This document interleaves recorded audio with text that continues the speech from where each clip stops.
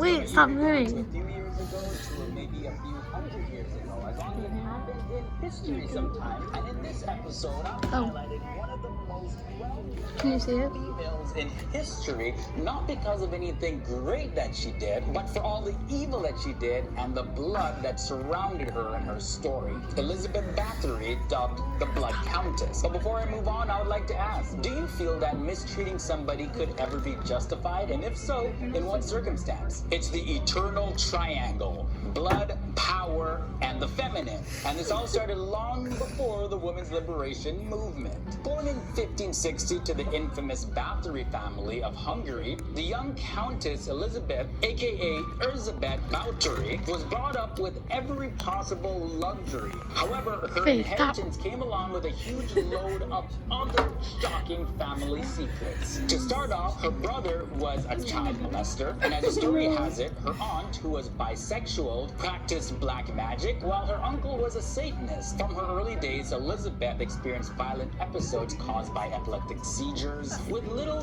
known about neurology at the time, her condition wasn't easily attended to. Now, it's said that her nurse, who later became her assistant, Iona Jew, she did various sacrifices of babies and young children to harvest their bone and blood to diminish the Countess's condition. So Elizabeth grew up with all kind of twistedness going on around her. Now, there's been numerous amounts of films about Elizabeth Bathory, either containing her character or just based around her story completely, and some of them include Salem Bloodbath in 2015, Eternal in 2004, 30 Days of Nights, Dark Days in 2010, Countess Dracula in 1970, as well as Necropolis, also from 1970. At the age of 15 years old, Elizabeth was married to a count, and she found herself oftentimes in solitude while her soldier husband was off to battle. And then from then on, she became known as the Blood Countess and earned the title of the most heinous female serial killer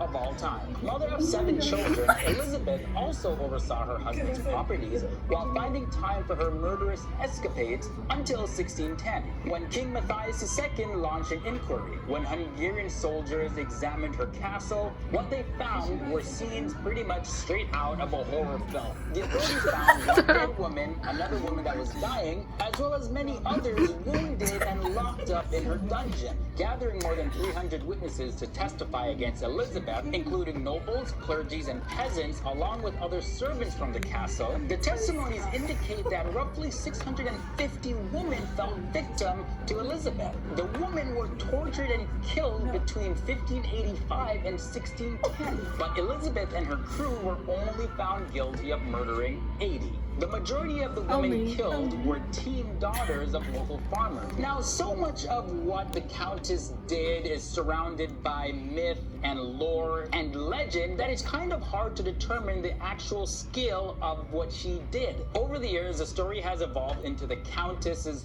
thirst for blood, giving her the nickname Countess Dracula, where she would bathe in the blood of virgins as part of her beauty routine. Fact or fiction, the world may never know. While 3 of her servants were sentenced to death, Elizabeth Bathory herself was given solitary confinement in a castle tower, and she died 4 years later in 1614. Now, on the flip side, there are those that argue that Elizabeth was just a victim of her circumstances. Now, this is not to say that she was a kind or very pleasant person, but remember, her husband was at war. She had to supervise an enormous amount of business during the times that he was gone, including thousands of workers and managing an empire's worth of property. On top of that, being a young woman, that could take a huge toll on someone. And in addition to her being a young woman, she wanted to make sure that everybody knew that it was her calling the shots. The Countess used to keep a diary, and her remaining writings, they demonstrate her command of the situation. For instance, she would tell an intruder on her property, "You will find a man in me,"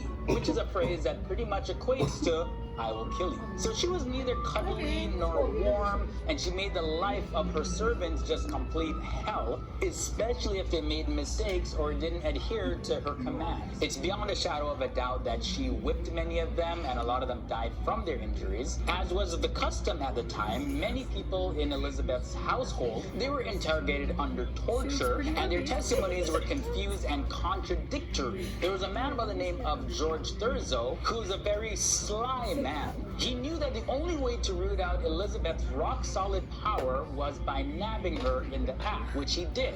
Although it did take him 24 hours to provide the evidence, while they never had a child despite the king demanding they have one for 3 years, Elizabeth never got to speak in her defense, and her family records were mostly destroyed. So even if she did commit these horrible acts, which is entirely possible, they may, however, not be at the scale of what she was accused of doing. What is more likely? An incredibly violent and outlandish list of accusations towards Elizabeth? Or was this an orchestrated persecution of a powerful and rich woman in the age where actual witch hunts happen? So they're the two sides of the story. It may be grim to think that Elizabeth spent the last few years of her life in a castle tower, looking out the window, wondering when her name will be cleared. And though it may seem strange to show the Countess some sympathy, many individuals do. Question is, which side of the story do you choose to believe? And there ends this episode of FTD News in History, highlighting the story of Elizabeth Bathory. Hope you guys enjoyed this one. Don't forget to subscribe if you are new to the channel to be notified of future videos. Remember, I do these FTD News and History stories each and every single weekend. And you can tune in Monday to Friday for... Okay. What are your final thoughts? She's scary. Yeah. That was... How do you even take a bath? Yeah. It looked super nasty. And it was, like, disgusting. I don't know why you picked this girl. She's creepy. Anything else?